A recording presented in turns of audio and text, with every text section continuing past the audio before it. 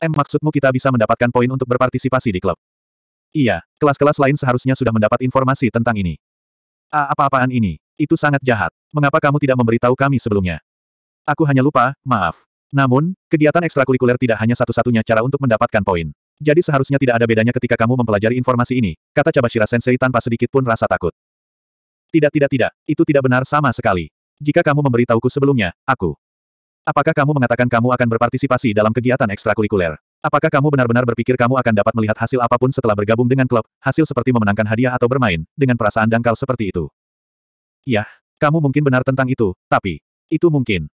Aku mengerti sudut pandang Cabashira Sensei dan Ike. Jika seseorang bergabung dengan klub hanya demi mendapatkan poin, dia mungkin tidak akan melihat hasil yang bagus. Jika ada, bergabung dengan klub untuk alasan malas dan acuh tak acuh mungkin akan membuatmu menyusahkan siswa yang serius tentang hal itu. Di sisi lain, seseorang yang bergabung dengan klub demi poin mungkin menemukan bahwa mereka memiliki bakat untuk itu. Bagaimanapun, aku menyimpulkan bahwa guru wali kelas kami sangat jahat dan sengaja. Kamu tahu, jika kamu mengingatnya sekarang, itu sudah jelas dari awal. Apa maksudmu, Hirata-kun? Pikir kembali, ingat apa guru renang kita? Instruktur Higashiyama Sensei berkata ketika kita pergi ke kolam renang. Dia mengatakan siswa yang mendapat waktu terbaik selama kelas pertama kami akan mendapatkan 5.000 poin. Itu adalah batu loncatan untuk mempersiapkan kita menghadapi peluang lain. Sepertinya masuk akal, kan? Petik 2. Ike menggaruk kepalanya dan merosot. Aku tidak ingat, katanya. Jika aku mendapat poin untuk itu, aku mungkin akan bergabung dengan klub kaligrafi, atau semacam klub seni lainnya. Sepertinya Ike hanya bisa melihat sisi positif dari semuanya. Aku pikir pasti ada kerugian. Mungkin ada kasus di mana jika seseorang tidak berpartisipasi dalam klub mereka dengan serius, dia akan dihukum.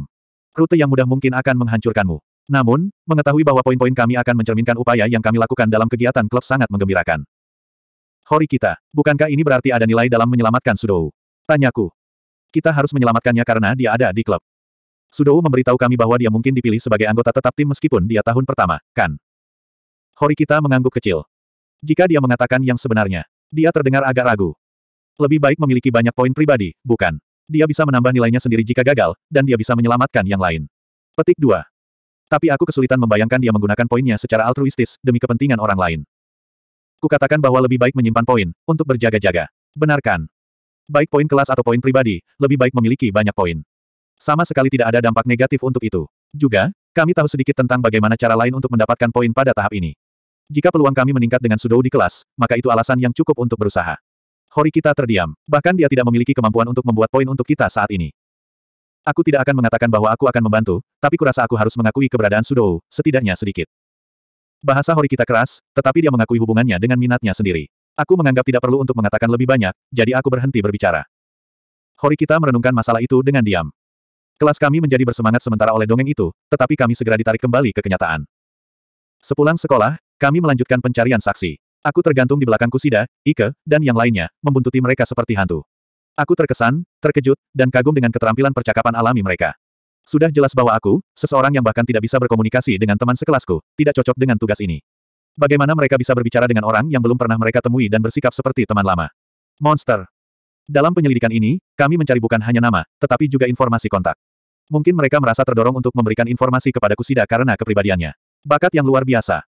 Meskipun Kusida dan yang lainnya menghabiskan banyak waktu untuk pergi ke ruang kelas 2 dan berbicara dengan kakak kelas, mereka tidak menemukan petunjuk yang bagus. Seiring berjalannya waktu, jumlah siswa yang tetap setelah kelas berkurang. Dengan kurangnya siswa baru untuk diajak bicara, kami memutuskan untuk menghentikan penyelidikan kami untuk hari itu. Sepertinya kita juga tidak beruntung hari ini. Semua orang kembali ke kamarku untuk mengevaluasi kembali strategi kami. Sudou datang tak lama sesudahnya dan bergabung dengan diskusi kami. Apa yang terjadi hari ini? Apakah kamu membuat kemajuan? Tanyanya. Tidak sama sekali. Sudou, apa kamu yakin ada saksi? Petik 2. Aku mengerti keraguan Ike. Meskipun sekolah mengatakan itu yang terjadi, tidak ada informasi baru. Hah, aku tidak pernah mengatakan ada seseorang di sana. Aku mengatakan bahwa rasanya ada seseorang di sana. Petik 2. Hah, apakah begitu? Memang benar bahwa Sudou-kun tidak mengatakan dia melihat siapapun. Dia mengatakan bahwa dia merasa ada seseorang di sana. Petik 2. Mungkin Sudou berhalusinasi. Dia pasti minum obat yang cukup manjur atau semacamnya. Petik 2. Sobat, itu agak keterlaluan. Sudou menempatkan Ike di kepala. Giyah. Aku menyerah, aku menyerah. Ike menangis. Sementara mereka berdua bermain-main, Kusida dan Yamauchi merusak otak mereka. Setelah membahas masalah ini selama sekitar 10 menit, Kusida angkat bicara. Kami mungkin ingin sedikit mengubah metode kami. Misalnya, mari cari seseorang yang mungkin telah menemukan saksi. Cari seseorang yang menemukan saksi. Aku tidak mengerti maksudmu. Apakah kamu akan mencari orang-orang yang pergi ke gedung khusus pada hari kejadian? Ya, apa yang kamu pikirkan? Itu bukan ide yang buruk. Tidak banyak siswa pergi ke gedung khusus, tetapi pintu masuknya baik dalam jarak pandang. Dengan kata lain, jika seseorang bersaksi melihat orang lain memasuki gedung khusus, kami akan lebih dekat untuk menemukan saksi. Kedengarannya bagus. Mari kita mulai bertanya segera. Aku perhatikan kemudian bahwa orang yang menarik perhatian, Sudou, benar-benar asyik dengan semacam permainan bola basket digital di teleponnya. Itu benar-benar menguras baterai. Aku pikir permainan itu disebut Generation of Miracles atau semacamnya, tapi aku masih tidak mengerti. Setelah ia memenangkan pertandingan, ia berpose kemenangan. Meskipun Sudou tidak bisa membantu, Ike dan Yamauchi masih terlihat tidak puas saat melihatnya. Namun, mereka menyembunyikan ketidakpuasan mereka, mungkin karena mereka takut pada serangan balik Sudou. Mereka berdua memilih untuk mengabaikannya. Besok adalah hari Jumat. Mengumpulkan informasi tidak akan lebih mudah ketika hari Sabtu tiba. Itu berarti kami sebenarnya memiliki waktu lebih sedikit daripada yang kami kira. Saat itu, bel pintuku berdering dan seorang pengunjung muncul. Kelompok kecil pengunjung normal sebagian besar sudah dihitung. Sementara aku mempertimbangkan siapa pengunjung baru ini, dia mengintip melalui pintu. Apakah kamu membuat kemajuan dalam menemukan saksi? Tanya Horikita, seolah-olah dia sudah tahu jawabannya. Tidak, belum. Aku hanya mengatakan ini padamu karena kamu, tetapi aku mungkin telah menemukan sesuatu. Ketika dia berbicara, Horikita memperhatikan bahwa ada beberapa pasang sepatu yang berjejer di pintuku. Dia berhenti dan berbalik dengan tumit, tampaknya siap berlari. Kusida mengintip ke pintu masuk, mungkin khawatir Horikita tidak akan kembali. Ah, Horikita-san, kata Kusida. Kusida tersenyum dan melambai ke Horikita. Horikita, setelah memperhatikan Kusida, secara alami menghela nafas. Sepertinya satu-satunya pilihanmu adalah masuk, ya. Terlihat seperti itu, gerutu Horikita. Terlihat putus asa, dia memasuki kamarku. Oh, Horikita. Tentu saja, Sudou paling bahagia melihatnya. Dia menghentikan permainannya dan berdiri. Apakah kamu memutuskan untuk membantu? Aku sangat senang kamu ada di sini. Aku tidak berencana untuk membantu. Kamu tampaknya belum menemukan saksi, kan? Kusida mengangguk dengan sedih. Jika kamu tidak datang ke sini untuk membantu, lalu mengapa kamu datang? Tanyanya. Aku bertanya-tanya rencana apa yang kamu buat. Yah, aku senang jika kamu hanya ingin mendengarkan kami berbicara. Aku harap kamu bisa memberikan saran. Kusida kemudian menyampaikan rencananya ke Horikita, yang ekspresinya tetap netral dari awal hingga selesai. Aku tidak akan mengatakan itu rencana yang buruk. Asalkan kamu memiliki waktu yang cukup, tenagamu mungkin benar-benar berbuah. Waktu memang masalah di sini. Mengingat kami hanya memiliki beberapa hari lagi, diragukan kami akan melihat hasilnya. Baik, sekarang aku mengikuti situasi saat ini, aku akan pergi. Pada akhirnya, Horikita akan pergi tanpa pernah duduk. Dia tidak berlama-lama. Apakah kamu datang dengan sesuatu? Seperti informasi tentang saksi, tanyaku. Ketika Horikita muncul di pintuku, sepertinya dia ingin mengatakan sesuatu. Dia bukan tipe orang yang ramah, tentu bukan tipe orang yang datang ke kamarku untuk mengobrol santai. Aku akan memberimu hanya satu saran, untuk membantu peluang menyedihkanmu, katanya. Sulit untuk melihat apa yang ada di depanmu. Jika seseorang benar-benar menyaksikan kejadian Sudou, maka orang itu dekat. Informasi Horikita jauh lebih penting daripada yang kubayangkan. Dia berbicara seolah-olah dia sudah menemukan saksi hipotetis. Apa maksudmu, Horikita? Apakah kamu serius menyiratkan bahwa kamu menemukan orang ini? Sudou tampak lebih kaget dan ragu daripada gembira. Itu bisa dimengerti. Tidak seorang pun, termasuk aku, benar-benar mempercayainya. Sampai kami mendengar kata-kata selanjutnya. Sakura-san. Horikita berbicara nama yang paling tidak terduga. Sakura-san, dari kelas kami. Yamauchi dan Sudou bertukar pandang. Mereka sepertinya tidak tahu siapa Sakura itu. Tapi itu mungkin sudah diduga. Sejujurnya, aku harus menghancurkan ingatanku sendiri sejenak. Dia adalah saksi. Dia melihat kejadian itu. Mengapa kamu mengatakan itu? Ketika Kusida-san mengatakan bahwa dia sedang mencari saksi di kelas, Sakura melihat ke bawah. Banyak siswa yang menatap Kusida-san. Sakura adalah satu-satunya yang tampaknya tidak tertarik. Dia tidak akan bertindak seperti itu tanpa ada hubungannya dengan kejadian itu. Aku tidak memperhatikan itu sama sekali. Aku benar-benar terkesan dengan kehebatan pengamatan Horikita. Dia memperhatikan gerakan teman sekelas yang sangat kecil. Karena kamu adalah salah satu dari orang-orang yang juga menatap Kusida-san, tidak mengherankan kamu tidak memperhatikan, kata Horikita kepadaku, nadanya sarkastis. Jadi, kamu mengatakan bahwa ada kemungkinan besar bahwa ini Sakura, atau Kokura, atau siapapun saksi itu. Tanya Sudou. Pengamatan yang tajam, sesuatu yang tidak mungkin dikatakan orang bodoh. Tidak, Sakura-san tidak diragukan lagi saksi. Tindakannya membenarkan hal itu. Meskipun dia mungkin tidak mengakuinya, dia jelas satu-satunya. Petik 2. Sementara kami dilumpuhkan oleh ketidakpastian, Horikita telah melangkah dan mengambil kendali. Bahwa Horikita telah melakukannya demi kelas kami sangat mengharukan. Lagi pula, apakah kamu benar-benar melakukan ini untukku? Tanda tanya tanda seru petik 2. Sudou terlihat sangat tersentuh. Jangan salah paham, aku hanya tidak ingin membuang waktu untuk mencari saksi, dan membiarkan kelas lain melihat kita dengan cara yang memalukan. Itu saja. Tapi tetap saja, intinya adalah bahwa kamu menyelamatkan kami, kan? Kamu bebas menafsirkan hal-hal seperti yang kamu inginkan, tetapi aku mengatakan kepadamu bahwa kamu salah. Ayo, jangan bohong. Kamu seorang tsundere, Horikita. Ike pergi untuk memukul bahu Horikita dengan main-main, seolah menggodanya. Horikita meraih lengannya dan melemparkannya ke tanah. Oh, serunya. Jangan sentuh aku. Ini satu-satunya peringatanmu. Lain kali kamu mencobanya, aku akan membencimu sampai lulus. Aku tidak akan menyentuhmu. Bahkan jika aku ingin. Oh, oh. Dia menempatkan dia di sebuah headlock. Sangat disayangkan bagi Ike, tetapi kamu menuai apa yang kamu tabur. Bagaimanapun, itu bukan gerakan pertahanan seorang gadis normal. Karena aku tahu bahwa kakaknya berlatih karate dan aikido, dia mungkin sudah belajar sesuatu juga. Oh, lenganku. Ike-kun, kata Horikita ketika Ike menggeliat kesakitan di lantai. Kupikir dia mengambil terlalu jauh. Haruskah aku mengubah pernyataanku sebelumnya, dan berkata, aku akan terus membencimu bahkan setelah kelulusan kita. Oh, sangat kejam. Setelah menyampaikan apa yang tampaknya menjadi kata-kata terakhirnya tentang masalah itu, energi Ike habis. Sakura, dari semua orang, saksi berasal dari kelas D. Sulit untuk mengetahui apakah ini adalah kabar baik atau tidak. Bukankah ini bagus, Sudou? Jika siswa dari kelas D, maka kita pasti bisa membuatnya bersaksi. Ya, aku senang ada saksi, tetapi siapa Sakura? Kamu tahu dia? Sudou sepertinya tidak punya ide. Yamauchi terlihat cukup terkejut. Apakah kamu serius? Dia duduk di belakangmu, Sudou. Petik 2. Tidak, bukan itu. Dia duduk di depanmu dan di sebelah kiri, kupikir. Tidak, kalian berdua salah. Dia duduk di depan Sudou-kun di sebelah kanan. Kusida mengoreksi mereka, wajahnya sedikit cemberut. Di depan secara lurus ke kanan. Aku tidak ingat sama sekali. Aku yakin ada seseorang di sana. Itu sudah jelas. Kursi kosong yang permanen pasti aneh. Sakura jelas tidak terlalu menonjol. Fakta bahwa kami tidak benar-benar mengenalnya adalah masalah. Aku mungkin kenal dia. Aku merasa seperti aku pernah mendengar namanya di suatu tempat sebelumnya, aku menawarkan. Aku merasa hampir memiliki sesuatu, tetapi tidak cukup. Bisakah kamu memberitahu kami tentang dia? Yah, kurasa ada satu hal. Apakah akan membantu jika aku mengatakan dia memiliki payudara terbesar di kelas? Payudaranya sangat besar. Ike, kembali ke tanah kehidupan, membahas salah satu karakteristik fisik utama Sakura. Secara pribadi, aku tidak dapat mengidentifikasi dia berdasarkan informasi itu saja. Oh, dia itu gadis polos dengan kacamata, kan? Bagaimana kamu langsung ke sana? Aku sedikit terkejut. Tidak baik mengingat orang berdasarkan sesuatu seperti itu, Ike-kun. Itu menyedihkan, teriak Kusida. Tidak seperti itu, Kusida-chan. Hanya saja, kamu tahu. Aku tidak berusaha mengatakan sesuatu yang tidak senonoh atau apapun. Kamu tahu, ini seperti bagaimana kamu dapat mengingat seorang pria tinggi karena tinggi badannya, bukan? Itu hal yang sama, tetapi aku hanya mengingatnya berdasarkan karakteristik fisik lain. Kusida dengan cepat kehilangan kepercayaan ketika Ike dengan panik mencoba untuk memperbaiki keadaan. Sepertinya sudah terlambat. Sial, tidak seperti itu, tidak. Aku benar-benar tidak suka gadis biasa seperti dia. Jangan salah paham. Aku ragu ada yang salah. Sementara Ike menangis, kami semua mulai berbicara tentang Sakura. Maka kita harus melihat seberapa banyak Sakura San tahu. Ada ide. Petik 2. Tidak ada. Kita hanya perlu mengkonfirmasi dengannya secara langsung. Petik 2. Tidak bisakah kita pergi ke kamar Sakura sekarang?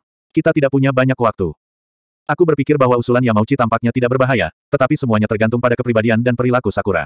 Sakura adalah seorang gadis pemalu yang luar biasa. Tidak sulit membayangkan bahwa jika orang asing tiba-tiba muncul, dia akan bingung. Oke, jadi haruskah kita mencoba menelponnya? Aku ingat bahwa Kusida sudah mengetahui informasi semua orang, termasuk Horikita. Dia mendengarkan dering teleponnya selama sekitar 20 detik, tetapi kemudian dia menggelengkan kepalanya dan menutup telepon. Tidak beruntung. Panggilan tidak tersambung. Aku bisa mencoba lagi nanti, tetapi ini mungkin masalah yang sulit. Apa yang kamu maksud dengan sulit? Dia memberiku informasi kontaknya, tetapi dia tidak mengenalku dengan baik. Dia mungkin bingung jika aku mencoba menelponnya. Juga, dia mungkin bahkan tidak ada di sana untuk menjawab telepon. Sakura mungkin juga berpura-pura keluar. Jadi, dia seperti Horikita. Kata Ike. Mengapa kamu mengatakan sesuatu seperti itu ketika orang yang kamu bicarakan berdiri tepat di depanmu, Ike? Tapi Horikita mungkin tidak peduli. Sungguh, dia tampak tidak tertarik dengan apa yang dikatakan Ike sama sekali. Selamat tinggal. Ah, Horikita-san. Horikita berdiri dengan cepat dan menuju pintu. Pada saat aku berhasil berdiri, pintu sudah diklik. Apa Sundere? Sudou tersenyum senang, terkekeh dan menggaruk hidungnya dengan jarinya. Dia bukan Sun dan dia tidak Dere. Dia bukan apa-apa, pikirku. Dia adalah seorang non-Sun, non-Dere. Karena kami tidak dapat mencegah Horikita pergi, kami melanjutkan percakapan kami. Aku merasa Sakura-san hanya orang yang pemalu. Itu kesan pertamaku tentangnya. Sungguh aneh mendiskusikan seseorang yang tidak pernah kamu ajak bicara. Dia polos, itu saja. Bicara tentang pemborosan. Seperti mutiara sebelum babi. Sementara Yamauchi berbicara, dia memberi isyarat dengan tangan di dekat dadanya, untuk mewakili payudara Sakura. Ya, pasti. Tapi payudaranya besar, sangat lucu.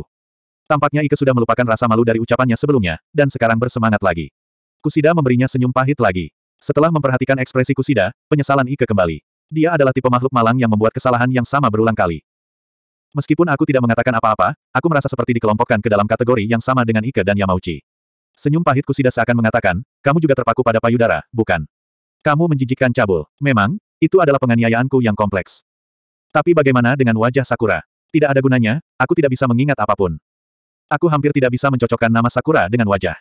Aku ingat melihatnya kembali ketika kami membuat taruhan. Taruhannya adalah tentang payudara. Kukira kita semua adalah burung dari bulu. Bayanganku tentang Sakura adalah dirinya yang diam-diam duduk sendirian, membungkuk di atas mejanya. Aku tidak tahu apakah Sakura berbicara dengan siapapun. Yamauchi, tunggu, tunggu. Yamauchi, kamu bilang kamu mengakui perasaanmu padanya sebelumnya, kan? Jika kamu melakukannya, maka kamu dapat berbicara dengannya dengan mudah, iya. Petik 2. Oh, Ike benar. Yamauchi mengatakan itu. Mereka sudah menyebutkannya sebelumnya. Baiklah, aku mungkin atau tidak mungkin mengatakan sesuatu seperti itu. Yamauchi pura-pura tidak tahu. Jadi, kamu berbohong. Tidak, aku tidak. Aku tidak berbohong. Itu hanya kesalahpahaman. Itu bukan Sakura, itu adalah gadis dari kelas selanjutnya. Bukan gadis yang suram dan jelek seperti Sakura. Tunggu sebentar. Maaf, aku mendapat pesan. Yamauchi menghindari pertanyaan itu dengan mengeluarkan ponselnya. Memang benar bahwa Sakura polos, tetapi dia tidak jelek. Aku tidak pernah melihat wajahnya dengan baik sebelumnya, tetapi ia tampaknya memiliki fitur yang sangat bagus. Meski begitu, aku tidak bisa mengatakan itu dengan penuh percaya diri, mungkin karena Sakura memiliki sedikit kehadiran. Yah, aku akan mencoba berbicara dengannya sendiri besok. Kupikir dia mungkin berjaga-jaga jika banyak orang mendekatinya, kata Kusida. Boleh juga. Jika Kusida tidak bisa mengelolanya, maka aku ragu ada orang lain yang bisa menghubungi Sakura. Itu panas. Sekolah kami tidak berganti seragam sesuai musim, jadi kami harus mengenakan blazer sepanjang tahun. Alasannya sederhana, setiap bangunan dilengkapi dengan sistem pemanas dan pendingin. Panasnya hanya menjadi masalah ketika berangkat dan pulang dari sekolah. Berangkat pagi. Keringat mulai menetes di punggungku dalam beberapa menit yang dibutuhkan untuk pergi dari asrama ke sekolah. Aku berlindung dari panas di dalam, di mana udara dingin yang menyenangkan menyambutku.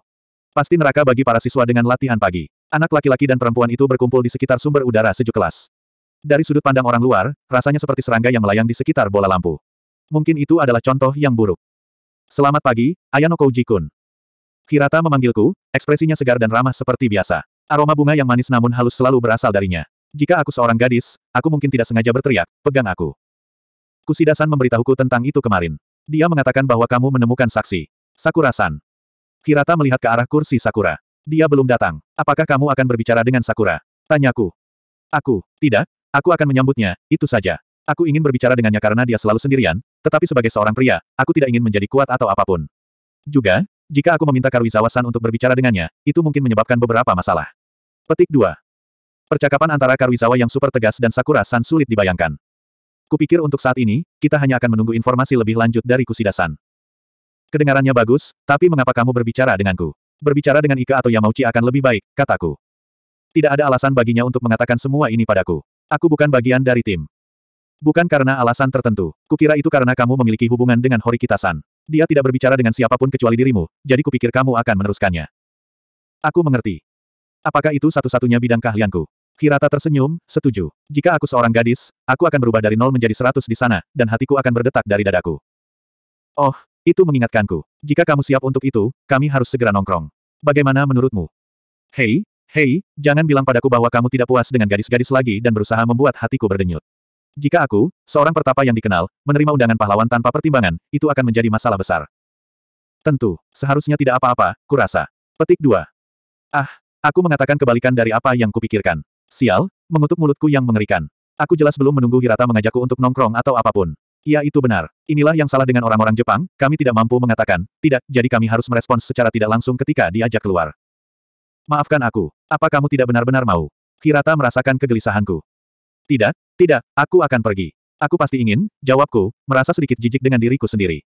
Aku mencoba untuk bertindak seperti orang yang sombong, tetapi aku tidak dapat menahan keinginan untuk pergi. Apakah kamu baik-baik saja dengan pacarku datang juga? Karuizawa-san, tidak apa-apa. Responku sangat cepat. Ya, ada beragam tipe pasangan. Karena mereka masih saling memanggil dengan nama keluarga mereka, mereka mungkin belum sedekat itu. Dengan enggan aku berpisah dari Hirata, dan mengutak-atik ponselku sementara aku menunggu kelas dimulai. Kemudian, kuperhatikan bahwa Sakura ada di kursinya. Dia tidak melakukan apa-apa. Dia sepertinya hanya duduk di mejanya, menghabiskan waktu. Aku bertanya-tanya siswa seperti apa Sakura itu.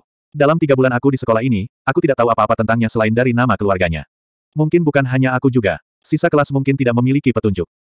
Kusida dan Hirata proaktif dan mampu membuka diri terhadap siapa saja. Horikita tidak merasakan penderitaan kesendirian. Jadi bagaimana dengan Sakura? Apakah dia suka sendirian, seperti Horikita? Atau apakah dia menderita karena dia tidak tahu bagaimana terhubung dengan orang, sepertiku? Itulah misteri yang seharusnya Kusida ungkapkan untuk kami. Kelas sudah berakhir. Kusida berdiri tepat saat kelas berakhir dan berjalan menuju Sakura, yang diam-diam bersiap untuk pergi. Kusida tampak gugup. Ike, Yamauchi, dan bahkan Sudou tampak tertarik pada apa yang sedang terjadi, dan mengarahkan perhatian mereka kepada para gadis. Sakura-san. Apa? Gadis berkacamata dengan punggung bungkuk mengintip dengan ekspresi malu-malu. Tampaknya dia tidak mengharapkan seseorang untuk berbicara dengannya, dan bingung. Aku ingin menanyakan sesuatu padamu, Sakura-san. Apakah kamu punya waktu? Ini tentang kasus Sudou. Maaf. Aku punya rencana, jadi. Sakura jelas tidak nyaman. Dia mengalihkan pandangannya. Dia mungkin tidak pandai berbicara dengan orang lain. Atau lebih tepatnya, dia memberi kesan bahwa dia tidak suka berbicara dengan mereka.